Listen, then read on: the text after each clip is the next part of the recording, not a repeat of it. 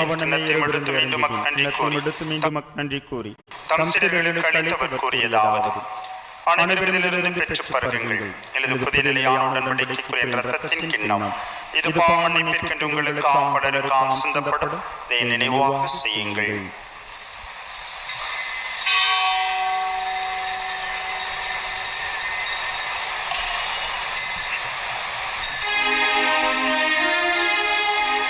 நம்பிக்கையின் மறைபொருள்.